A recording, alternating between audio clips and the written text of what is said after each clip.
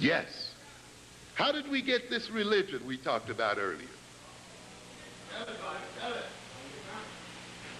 I talk about Star Trek, and we talk about the time warp that Star Trek depicts quite frequently, of how people move from one state of consciousness and one world and are suddenly flipped into a new world.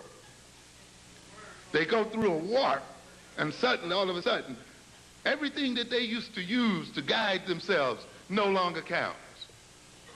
The language that they used to speak can no longer be understood in the new world.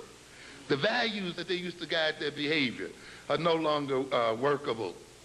In fact, it gets them into trouble.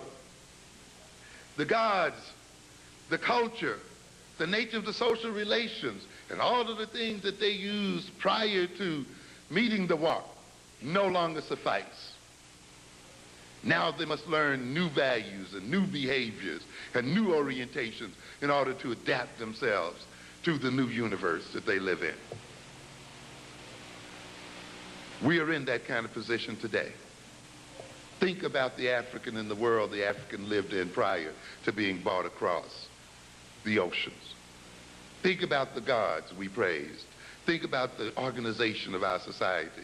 Think about the languages that we spoke, the food that we ate, the dress that we wore, the music, the song, the dance, and all of those things that defined us as African people. And think how horrendous it must have been for us to be thrown into this world where there was a whole new language, a whole new social hierarchy, a whole new set of authorities, people pushing you around who you don't understand, people who are putting strange tools in your hands, people who are trying to get you to relate to them and to relate to each other in a very different kind of way from what you're used to relating to. Think about the stress and the confusion, and think about the abuse. Think about the horror of that situation our parents and great-grandparents were put in. And there was somebody that said then, if you pray to this God, if you talk this way, if you dress this way, if you relate this way, you'll get a greater sense of security. Your anxiety will be reduced.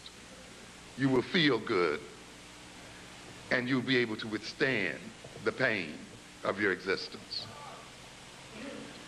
And the God then that I'm going to hand you is one that I have created for you.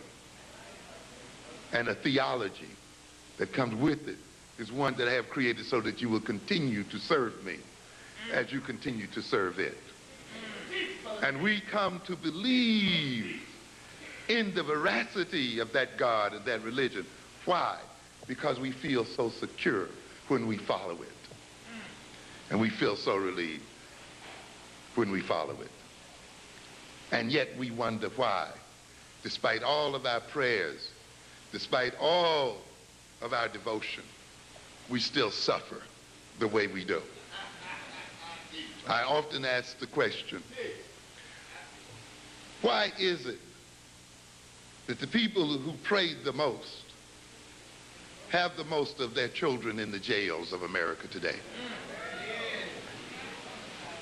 Who shout and kick over the benches and so forth, are filling up the prisons and have the children killing each other and addicted out here in these streets. There must be a problem here, ladies and gentlemen.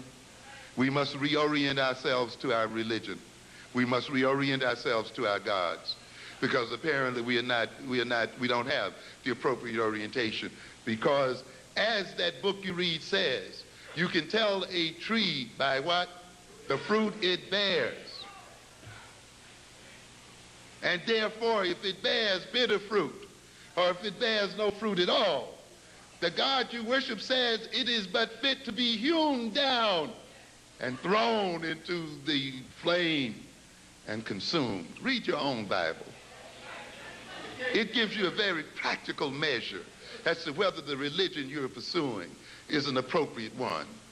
And that measure says, look at the fruit that it bears.